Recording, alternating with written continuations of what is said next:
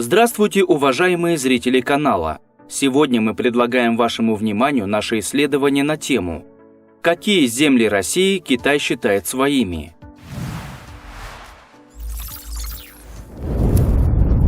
В китайском городе Хэйхэ, что расположен на другом берегу Амура напротив нашего Благовещенска, действует музей, в который не пускают граждан России. Это несмотря на то, что официально он называется Музеем китайско-российских отношений. Казалось бы, россиянам было бы интересно его посетить, но даже ради туристических прибылей китайские власти не разрешают знакомить наших сограждан со своей официальной точкой зрения на историю взаимоотношений двух стран. Хэйхэ в старину назывался по-маньчжурски Айгун. Здесь 16 мая 1858 года был подписан договор между империей Цин и Российской империей. Согласно этому договору, весь левый берег реки Амур признавался принадлежащим России. Кроме того, земли по правому берегу Амура и Уссури, то есть нынешнее Дальневосточное Приморье, провозглашались совместным владением Китая и России. В Китае считают Айгунский договор 1858 года одним из серии колониальных, неравноправных договоров, навязанных Китаю в XIX веке европейскими державами. Соответственно, политика России в отношении Китая расценивается нынешними китайскими властями как политика колониальная, завоевательная, грабительская, империалистическая.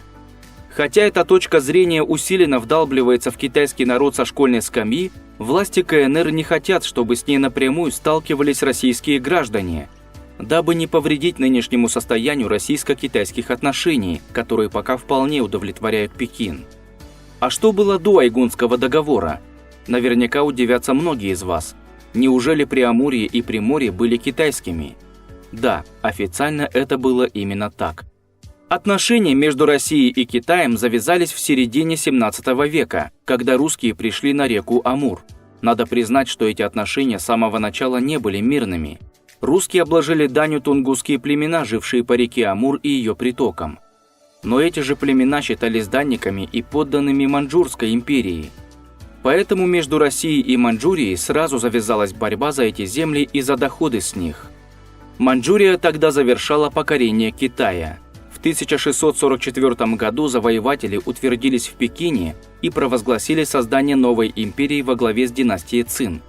Но только в 1662 году завершилось маньчжурское покорение Южного Китая. Занятые завоевательной кампанией в других местах, маньчжуры не сразу сумели повернуть свои силы на север. Русские успели укрепиться на Амуре. Китай на протяжении веков многократно бывал завоеван иноземными захватчиками, которых китайцы считали варварами. Надо сказать, что и сами варвары признавали превосходство китайской культуры и, покорив страну, в последующем охотно окитаивались. Так произошло с монголами, правившими Китаем с 1271 по 1368 год. Так было и с маньчжурами. Маньчжуры составили правящую верхушку китайской империи Цин и постепенно полностью ассимилировались, настолько, что сейчас даже не осталось такого народа – маньчжуры. Память о них сохранилась только в иностранном названии региона северо-восточного Китая. Сами китайцы называют Маньчжурию Дунбэй. Закончив покорение Китая, маньчжуры развернулись на север и повели борьбу за вытеснение русских с Амура.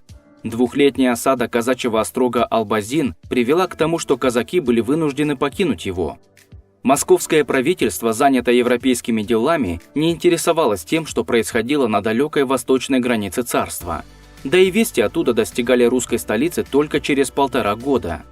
В 1686 году царевна Софья отправила на восток посла Федора Головина для заключения мирного договора с Китаем. Он прибыл в Нерчинск только в 1688 году. Переговоры проходили в неравных условиях. Китайцы подкрепляли свои требования присутствием 15-тысячной армии. Посредниками в переговорах и единственными переводчиками между русскими и китайцами были иезуиты, давно основавшие в Пекине свою миссию. Можно догадываться, что они заботились прежде всего об интересах папского престола, а не об интересах России. А интерес папского престола в те годы заключался в том, чтобы Россия как можно скорее и на любых условиях примирилась с Китаем и смогла участвовать в совместной войне католических стран – Польши, Австрии и Венеции против Турции. Таким образом, китайцы навязали России неравноправный Нерчинский договор, подписанный 27 августа 1689 года. К этому времени в Москве сменилась власть. Царевна Софья была заключена своим братом царем Петром в монастырь. Но Петру не оставалось ничего другого, как утвердить Нерчинский договор. Петр тоже был весь занят европейскими делами и тогда еще слабо понимал, что вообще происходило на этом Дальнем Востоке. Согласно Нерчинскому договору, граница России с Китаем шла по реке Аргунь до ее слияния с Шилкой, там поворачивала на север, шла до Станового хребта, после чего поворачивала на восток и продолжалась по гребню Станового хребта до Тихого океана. Не только Приморье, но и все левобережье Амура признавалось китайской территорией.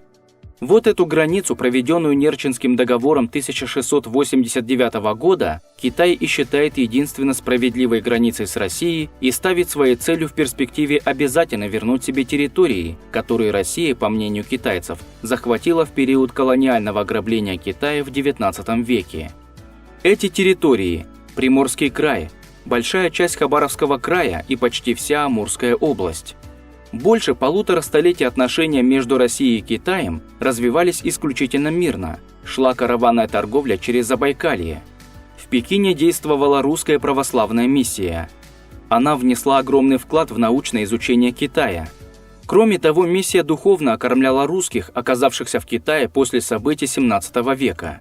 Дело в том, что многие казаки, отстаивавшие Албазин и другие русские крепости от цинских войск, были беглыми крепостными и каторжниками. По возвращении в Россию им могла грозить смертная казнь. Поэтому больше сотни казаков приняли предложение цинских властей переселиться в Китай. Со временем цинские императоры даже образовали из русских казаков и их потомков отборную часть своей личной гвардии.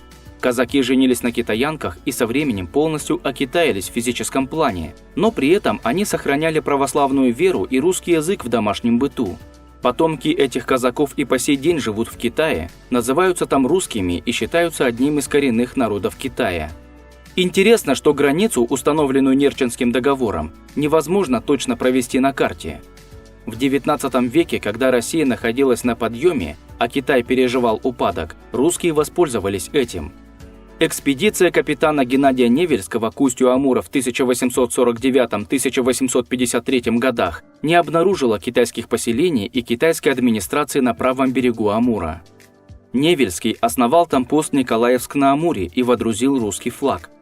Дальнейшая деятельность по присоединению Дальнего Востока связана с именем восточно-сибирского генерал-губернатора Николая Муравьева.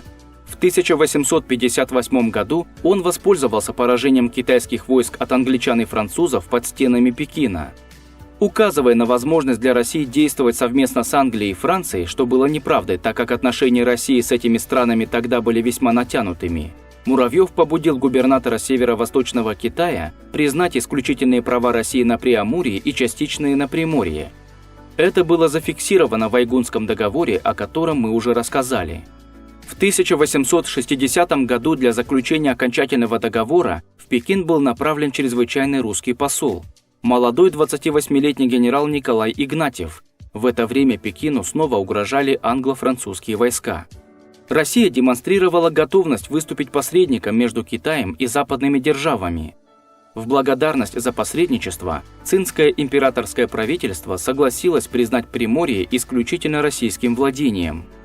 2 ноября 1860 года был подписан Пекинский договор, установивший границу между Россией и Китаем в основном там же, где она проходит и сейчас. Можно ли расценивать присоединение Преамурья и Приморья к России как империалистический, несправедливый захват? Ведь там не было китайского населения и китайской администрации. Уместно спрашивать иначе.